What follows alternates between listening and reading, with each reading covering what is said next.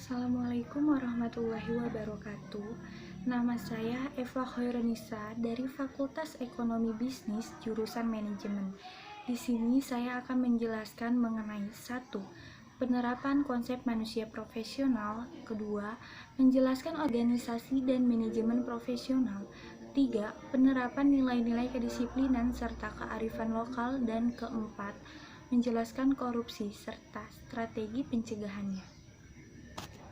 Profesional merupakan orang yang memiliki profesi atau pekerjaan yang dilakukan dengan memiliki kemampuan yang tinggi dan berpegang teguh kepada nilai moral yang mengarahkan serta mendasari perbuatan. Dalam melakukan tugas profesi, seorang profesional harus dapat bertindak objektif, yang artinya bebas dari rasa sentimen benci, malu, maupun rasa malas dan enggan bertindak serta mengambil keputusan. Etika profesional lebih luas dari prinsip-prinsip moral. Etika tersebut mencakup prinsip perilaku untuk orang-orang profesional yang dirancang baik untuk tujuan praktis maupun untuk tujuan idealis. Prinsip-prinsip etika. Adapun kode etik diantaranya yaitu tanggung jawab profesi, kepentingan publik, integritas, objektivitas, kompetensi, dan kehati-hatian profesional, kerahasiaan, perilaku profesional, dan standar teknis. Hal pokok pada seorang profesional. Adapun 3 hal pokok yang ada pada seorang profesional ialah seorang yang memiliki di dalamnya yang diantaranya meliputi skill, yang artinya orang tersebut harus benar-benar ahli di bidangnya, knowledge, yang artinya orang tersebut harus dapat menguasai minimalnya berwawasan mengenai ilmu lain yang berkaitan dengan bidangnya, attitude, yang artinya bukan hanya pintar akan tetapi harus memiliki etika yang diterapkan di dalam bidangnya. Adapun ciri-ciri dari profesional yang diantaranya sebagaimana di bagian di bawah ini. Yang pertama, memiliki kemampuan dan pengetahuan yang tinggi. Yang kedua, memiliki kode etik. Yang ketiga, memiliki tanggung jawab profesi serta integritas yang tinggi. Yang keempat, memiliki jiwa pengabdian kepada masyarakat. Yang kelima, memiliki kemampuan yang baik dalam perencanaan program kerja. Yang keenam, menjadi anggota organisasi dalam profesinya.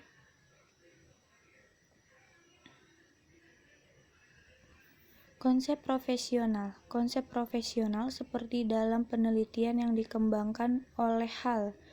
Kata tersebut banyak digunakan peneliti untuk melihat bagaimana para profesional memandang profesinya, yang tercermin dari sikap dan perilaku mereka. Afiliasi, komunitas atau community affiliation, yaitu menggunakan ikatan profesi sebagai acuan, termasuk di dalamnya organisasi formal atau kelompok-kelompok kolega informal. Sumber ide utama pekerjaan melalui ikatan profesi ini pada profesional membangun kesadaran profesi. Kebutuhan untuk mandiri atau autonomy demand merupakan suatu pandangan bahwa seorang yang profesional harus mampu membuat keputusan sendiri tanpa tekanan dari pihak lain atau pemerintah klien mereka yang bukan anggota profesi.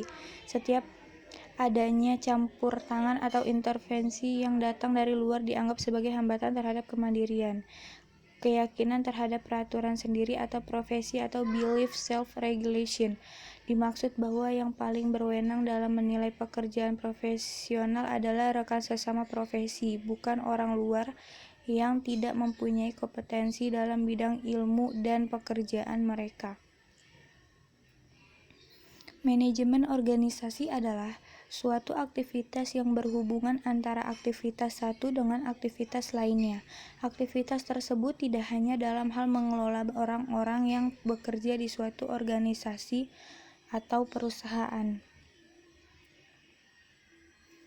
Aktivitas tersebut tidak hanya dalam hal mengelola orang-orang yang bekerja di suatu perusahaan, melainkan mencakup tindakan-tindakan perencanaan, pengorganisasian, penggerakan, dan pengendalian yang dilakukan untuk menentukan dan mencapai sasaran melalui pemanfaatan sumber daya yang ada. Rangkaian aktivitas ini dinamakan proses manajemen, sedangkan orang yang memimpin dan mengatur proses manajemen disebut manajer. Pentingnya pengorganisasian menyebabkan timbulnya sebuah struktur organisasi yang dianggap sebagai sebuah kerangka yang masih dapat menggabungkan usaha-usaha mereka dengan baik. Dengan kata lain, salah satu bagian tugas pengorganisasian adalah mengharmonisasikan kelompok orang yang berbeda, mempertemukan macam-macam kepentingan, dan memanfaatkan kemampuan-kemampuan ke suatu arah tertentu. Pendapat ini dikemukakan oleh Georges K. Terry. Jadi, pengorganisasian merupakan sebuah kasus yang dapat menimbulkan efek yang sangat baik dalam upaya penggerakan seluruh aktivitas dan potensi yang bisa diwadahi serta sebagai pengawasan manajerial. Manajemen pada prinsipnya bagaimana mengatur kegiatan agar berjalan dengan baik dalam mencapai tujuan secara optimal sesuai dengan yang diinginkan. Tujuan yang diharapkan tersebut akan berhasil dengan baik bila mana kemampuan manusia yang terbatas baik pengetahuan, teknologi, skill maupun waktu yang dimiliki itu dapat dikembangkan dengan membagi tugas pekerjaannya, wewenang, dan tanggung jawab kepada orang lain sehingga secara sinergis dan simbiosis mutualisme membentuk kerjasama yang baik. Maka tidak ada manajemen, kalaupun ada adalah manajemen tradisional atau otoriter.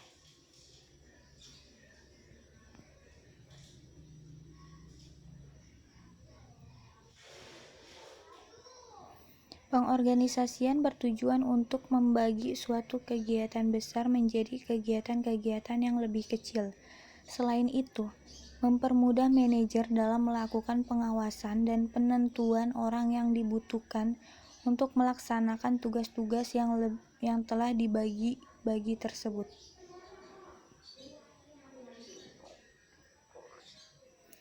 Proses organisasi yang lazim ditempuh sebagai berikut: membagi pekerjaan yang akan dilakukan, menetapkan tugas-tugas dan tanggung jawab, membentuk susunan jabatan dan peranan dengan pemberian nama, membentuk sistem-sistem kekuasaan dan status formal, membentuk suatu struktur organisasi untuk melakukan komunikasi-komunikasi internal.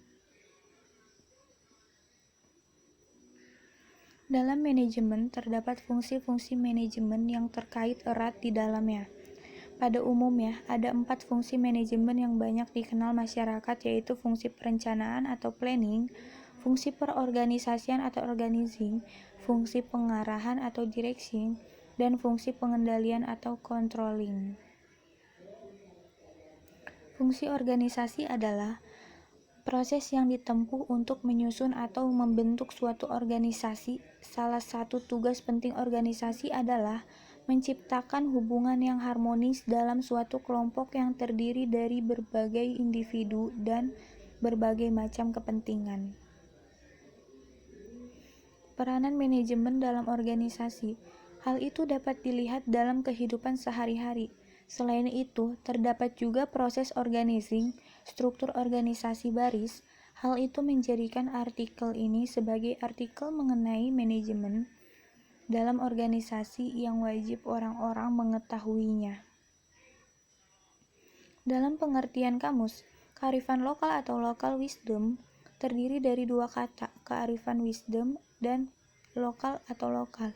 Dalam Kamus Inggris Indonesia John M. Eccles dan Hasan Sadili, lokal berarti setempat, sedangkan wisdom sama dengan kebijaksanaan. Secara umum, maka local wisdom atau kearifan setempat dapat dipahami sebagai gagasan-gagasan setempat atau lokal yang bersifat bijaksana, penuh kearifan bernilai baik, yang tertanam dan diikuti oleh anggota masyarakatnya. Aan 2016. Definisi kearifan lokal secara bebas dapat diartikan nilai-nilai budaya yang baik dan yang ada di dalam suatu masyarakat. Hal ini berarti untuk mengetahui suatu kearifan lokal di suatu wilayah, maka kita harus bisa memahami nilai-nilai budaya yang baik yang ada di dalam wilayah tersebut. Kalau mau jujur, sebenarnya nilai-nilai kearifan lokal ini sudah diajarkan secara turun-menurun oleh orang tua kita kepada kita selaku anak-anaknya. Budaya gotong royong, saling menghormati, dan tepak salira merupakan contoh kecil dari kearifan lokal. Dalam disiplin antropologi dikenal dengan istilah local genius. Local genius ini merupakan istilah yang pertama kali dikenalkan oleh Quartich Wells. Para antropolog membahas secara panjang dan lebar pengertian local genius ini.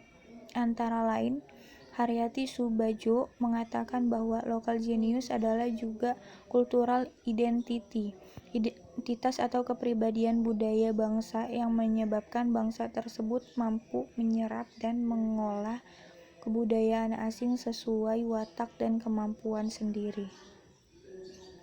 Korupsi atau rasuah atau bahasa Latin corruptio dari kata kerja corrumpere yang bermakna busuk, rusak, menggoyahkan, memutarbalik, atau menyogok, adalah tindakan pejabat publik, baik politisi maupun pegawai negeri, serta pihak lain yang terlibat dalam tindakan itu yang secara tidak wajar dan tidak legal menyalahgunakan kepercayaan publik yang dikuasakan kepada mereka untuk mendapatkan keuntungan sepihak.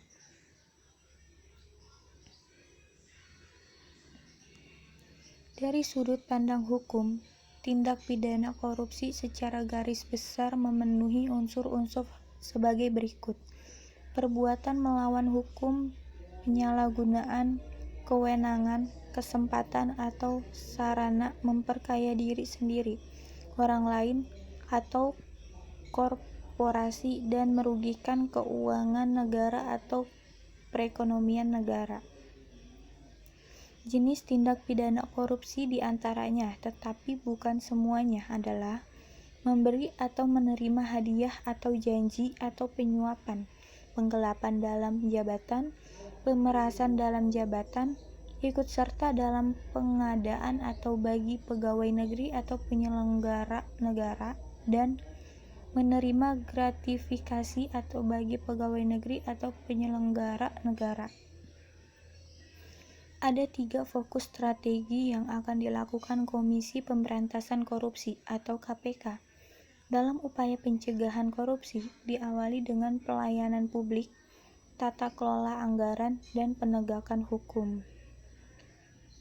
Fokus strategi nasional pertama yaitu perbaikan pelayanan publik dan tata niaga. Kedua bidang ini menurutnya sangat rawan serta rentan terhadap tindakan korupsi. Disebutkannya bidang pelayanan publik, perizinan usaha, pembukaan lahan perizinan, prinsip perizinan penggunaan dan alih fungsi lahan. Fungsi yang kedua adalah pengelolaan keuangan negara. Dalam hal ini terutama saat penetapan anggaran pendapatan dan belanja daerah atau APBD, ditegasnya dalam penetapan ini jangan sampai ada uang atau ketok palu. Fokus ketiga yaitu penegakan hukum dan reformasi birokrasi. Mantan Kabraham Polri ini meminta dalam proses mutasi dan pengangkatan jabatan harus sesuai kompetensi. Untuk memperkuat pemberantasan dan pencegahan korupsi, materi koordinator bidang politik, hukum, dan keamanan atau Menko Polhukam Mahfud MD telah memperpanjang surat keputusan Satgas Saber Pungli yang telah habis pada 31 Desember 2019. Sekian dari saya, kurang lebihnya mohon maaf. Assalamualaikum.